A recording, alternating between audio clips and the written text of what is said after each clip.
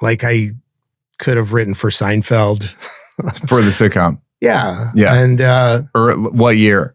well, Larry David came to SNL with Seinfeld, and he hosted, and one of my favorite sketches that I ever did was on that show. It was called Stand Up and Win. Yeah. One of the best sketches. I'll send you, again, I love the sketch so much that I did a thing with Seinfeld and we watched the sketch. Really? Because he hadn't seen it.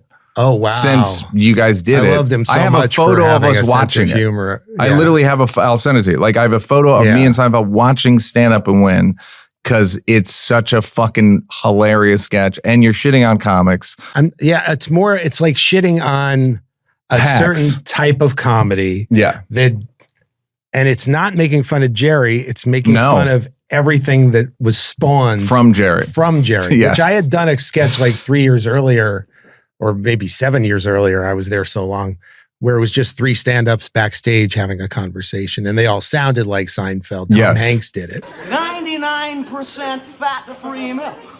Where's the other 1%? I mean, heck. But then Jerry came on the show, and I just thought, so much stand-up is like people just being rhetorical. And it started with Jerry, and it's, the whole, what's the deal? Jerry's the host of the game show. He's the host of the game show, and the questions are all like, what is the deal? What's the deal with airplane food? And then the answer is just like, I know. It's got the thing and the peanuts, really? Can they fit 2 more peanuts in the bag? Ding, ding, ding, ding, ding, And by the way, you presage Chandler. Could it be any more? Could this stuff taste any worse? Could I be more sorry? I mean, that's Seinfeld. I mean, it's whatever. It's not Richard me. did. Yeah. It's not. It's something that stand-ups did. Yes, for sure. And then there was one other. I guess joke. you called it out. I called it out. Yes, and then there was one. What was my favorite thing? Oh yeah, the category is like 7-Eleven employees, and the card goes up, and the question is, who are these people? Could somebody fill me in because I'd like to know? That's right. Yeah, it's so funny. Seinfeld has a hilarious line read where he goes like, no, we were looking for, that's not the name of the game. And then he reads it. Yes. The name of the game. Sorry, the correct answer is clap on, clap off. I'm watching TV. Every time someone gets a round of applause, my garage door goes up and down. Clap on, clap off. I'm watching TV. Every time someone gets a round of applause, my garage door goes up and down. Okay. It was brilliantly read. So goddamn. He totally got it. All right. Because I was going to say, I wonder, like, did you write it and he nailed it the first try? Oh my God. He was all over the idea. Great. And he completely understood it. I mean, so that was 97? No, God, that was like 91 or something. Oh, yeah, you're right. Sorry. Yeah. So, I mean, Seinfeld, the show was just emerging as a hit at that time. And Larry, hey, if you ever want to, you want to write for the show? And I did. It was the only sitcom I ever thought that I could write for, honestly, because I'm not a jokey kind of writer. I'm more of an idea person. And I can write jokes like off a character more than, Yeah. And I just loved the show. But my dad was really sick and I did not want to uproot. I didn't want to. And then then a couple of years later, got the opportunity to start Conan with him. And that was like a dream job. Yeah. So dream job. But not necessarily the best. The most career. Like, because I like to joke sometimes. You talk about people who you start with who get more successful. And yeah, I call it like showbiz leapfrog. Like, hi, Steve Carell, you're hired for the, whoa, hey, way to go. Steve Colbert, I tried to get you on Conan, but can you audition for Dana Carvey? And hell. Yeah. And it's great. And but it even happened with people like who were young writers at SNL. Like Steve Corn and David Mandel, like they're in the. Like, they went to Seinfeld. They went to Seinfeld, and then like 5 years later, I have like a kid with autism, and I'm terrified about money and all the support he's going to need. And like these guys have $3 million development deals. And I'm like doing a puppet 3 times a year on Conan and like the cutout mouth. And I'm doing my cartoons. And it was actually like creatively, it was the happiest time of my life because I was like this specialty act on 2 different shows that I didn't have to come to the show every day. I didn't have to come to the office every day, but I was the guy on Conan who did the most popular character on the show at the time, Triumph. It's premiere night here for Attack of the Clones, but outside the Ziegfeld Theater is the real show, Return of the Dorks. Thousands of 35-year-old men waiting days, even months, for just a taste of George Lucas's table scraps. Lonely men who have never had sex, not even with a Catholic priest. And I also did all Clutch the celebrity clutch mouths. cargo mouth things. Welcome, sir. Hello! Which was the other most popular bit on the show pretty much at the time. I was saying Dole. The Dole? The other Dole! God, I had fun doing that. Yeah, I had fun.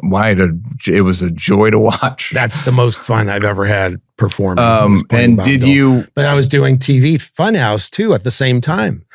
I was like, I'm the luckiest person in show business. Yeah, and it was like your own play, like a little sand. Lorne Michaels gave me, at that point in my career, I've never had more creative freedom. Lorne Michaels gave me the biggest compliment I've ever had in my whole career was he says to me, there was like a point after like a year or of doing these cartoons, like where he didn't even want to know, didn't even want me to submit them.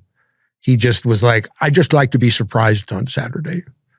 It's like, yeah, perfect. It's like the nicest thing. Yeah.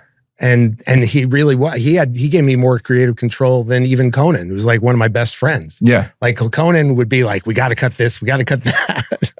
And he was usually right from like these Triumph bits. He was almost always right. But sometimes I'd be like, fuck, it got a laugh. And he's like, less is more. But Lorne he would let me make the decisions between dress and air, you know? Yeah. Because I would hear an audience and I would make my own cuts. And it was amazing. It was, so creatively, it was like the best thing I ever had, but it wasn't leading to anything, you know? And I was like, terrified about money. But yeah, it's, I guess if you want to, not like if you want to be Colbert, whatever, or it is something. You always struck me as somebody that all like I ever needed. This leading to. No, I didn't. The only reason I gave a shit was because I had a kid with autism at that point. Yeah. I never had this gargantuan. All I wanted to do was get my shit made. If I had a funny idea, I didn't care if I'm famous. I didn't care if I was loved. But I did care. I would fall in love with my ideas and my scripts. And I'd be like, fuck, I got to get this made. I got to, you know, and that's the thing that I did crave was power. Well, okay. Okay. The only like knock on, and I'm going to knock, it's that you have very high standards and you need things to be a certain way. Mm-hmm. And I certainly did at SNL and Conan. I could get crazily, anal retentive about details. So when you hear about like Steve Jobs or something, do you go like, I get it? Meaning like that guy's like a despot, but yeah, it always felt like I hear about like people making, you know, like doing Mike 70 Myers, takes or when Mike Myers was doing Wayne's World and stuff. Yeah. People were like, Orson Welles over here. But I was sympathetic to it. Yeah. I knew the guy had a vision, and details do matter in comedy. You know that. And I mean, I would do crazy shit. Like person would come in for the cartoon and in a recording session and do their lines, and they'd be great. But then I'd have all these takes, and I would literally cut takes in half, not just sentences. I would take sometimes the first half of one sentence. Yes, I actually would split words into syllables. You said you're looking like it's not crazy at all. Yeah. Do you want good comedy or Yeah, not? That's the yeah. way I always felt about it. It's like, what I I would can do it the wrong way I know. and be easygoing. I know. I mean, I literally got into an argument with a really good friend of mine like a month ago Yeah. about my intensity. Hey, did you like that? Did you like that? Yeah, did you like it though? You want more? Don't want to work? Would rather watch videos of me grab-assing with people? First of all, go up here to subscribe, and then go up here to watch more clips. This is like when the weatherman says that there's a high pressure system coming in. I'm not really used to the green screen.